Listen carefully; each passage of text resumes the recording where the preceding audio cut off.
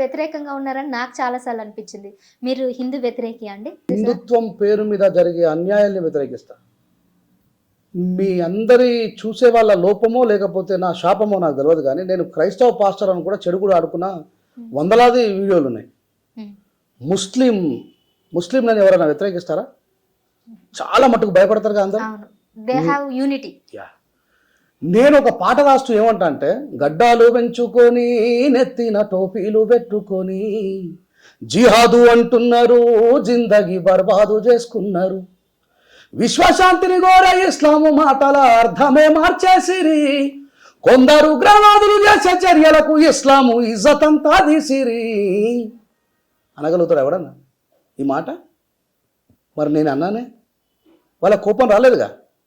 ఇస్లాంని చదివిన కాబట్టి ఇస్లాంలో లా ఇలాహిలల్లా మహమ్మద్ రసూలిల్లా అల్లాహు అక్బర్ అనేటువంటి సూరాలో ఏం చెప్తాడంటే, అరబిక్లో లా ఇలాహిలల్లా అంటే లా అంటే లేడు, ఇలాహిలల్లా అంటే ఇంకో దేవుడు ఈ లోకంలో, మహమ్మద్ ప్రవక్త నోటి నుంచి జాలువారినటువంటి అల్లా తప్ప వేరే దైవం లేదు అని వాళ్ళు మొక్కుతుండగా వీళ్ళు దర్గాలని చూస్తాంగా. మనం మామూలుగా తాయితులు కట్టేవాళ్ళు, దర్గాలు, దాని మీద చద్దర్లు వేయాలి. It is all against of Islam. మరి నేను దీన్ని వ్యతిరేకిస్తానే. వీళ్ళు నేను మంత్రం చేసి తాయితు కడతా, తాయితు మహిమ, ఇవన్నీ తప్పు, ఇస్లాంకు వ్యతిరేకం ఇవన్నీ. బట్ వాళ్ళు ఎందుకు ఇస్లాం పేరు పెట్టుకొని ఇవన్నీ చేయడము, ఈ పీలర్ల పండుగ కానీ ఇది కానీ కూడా?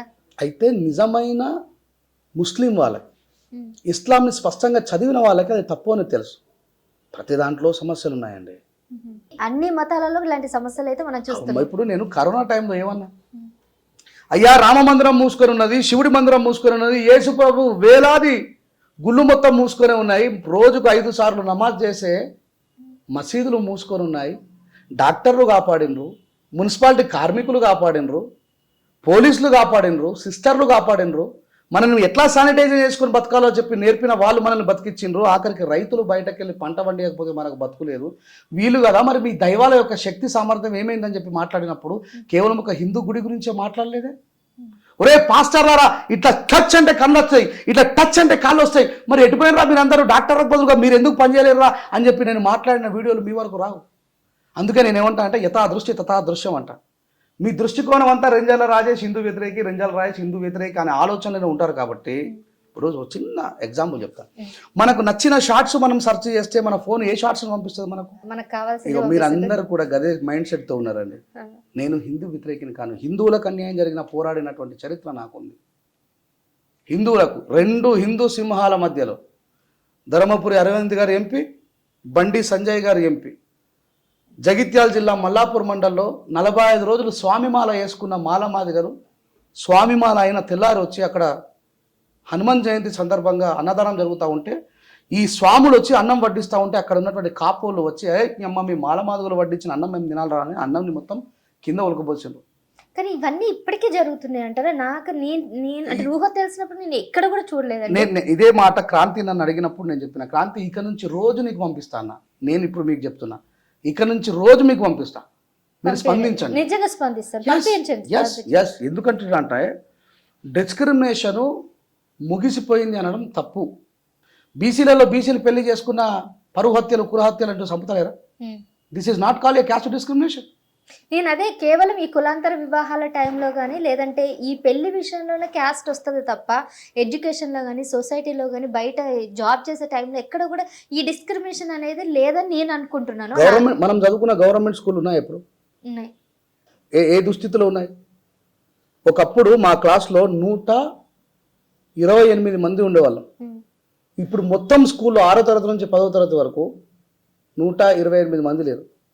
స్కూళ్ళల్లో కూడా ఫలానా కేటగిరీకి సంబంధించిన వాళ్ళు ఆ నారాయణలో చదువుకుంటున్నారు, ఫలానా కేటగిరీకి సంబంధించిన వాళ్ళు శ్రీ చైతన్యంలో చదువుకుంటున్నారు. దుస్థితిలో ఉన్నటువంటి వ్యక్తులు గురుకులాల్లో చదువుకుంటున్నారు. బీసీ గురుకులాలు, ఎస్సీ గురుకులాలు, ఎస్టీ గురుకులాలు అని విభజించి లేవా? ఇవి చూశాను. ఎవరు చేస్తున్నారు ఇవన్నీ? ఎక్కడ చెప్పింది రాజ్యాంగం ఇట్లా చేయమని?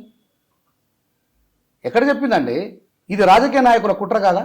చిన్నప్పటి నుంచి ఆ పిల్లల లోపల విషయాన్ని నాటడం కదా. మేము ఎస్టీ గురుకులాల్లో చదువుకున్నాం, మేము ఎస్సీ గురుకులాల్లో చదువుకున్నాం, మేము బీసీ గురుకులాల్లో చదువుకున్నాం. ఎవరు చెప్పాడండి ఇవన్నీ? నాకు అర్థం కాదు. అంటే ఈ భారత రాజ్యాంగాన్ని కాపాడేటువంటి దాంట్లో చాలా వ్యవస్థలు ఫెయిల్ అయ్యాయి. సొసైటీ ఫెయిల్ అయింది, అడ్మినిస్ట్రేషన్ ఫెయిల్ అయింది, న్యాయ వ్యవస్థ ఫెయిల్ అయింది, పరిపాలన వ్యవస్థ ఫెయిల్ అయింది.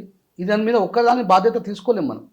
అన్నిటినీ రంగరించుకుంటేనే ఇది సమిష్టి కృషితో మాత్రమే మనం అందరము కరోనా టైంలో బయటకు వెళ్ళొద్దు అని అనుకుంటేనే కదా ఆ వ్యాధి యొక్క నిర్మూలన చేసుకోగలిగాం. లేదు అనుకుని మొన్న సినిమా హాల్లో తొక్కిసలాడ జరిగి ఆ స్త్రీ చనిపోయినట్టుగా మనం యథావిధిగా మన పనులు మనం చేసుకుని ఉంటే మనం శానిటైజ్ అయ్యేవాళ్ళం. సో ఆ యూనిట్ అనేది లోపించింది అనేది స్పష్టంగా కనబడుతుంది మనకు. సబ్స్క్రైబ్ చేయండి. Please do subscribe to Please like, share and subscribe to top Telugu TV. Top Telugu TV. Top Telugu TV.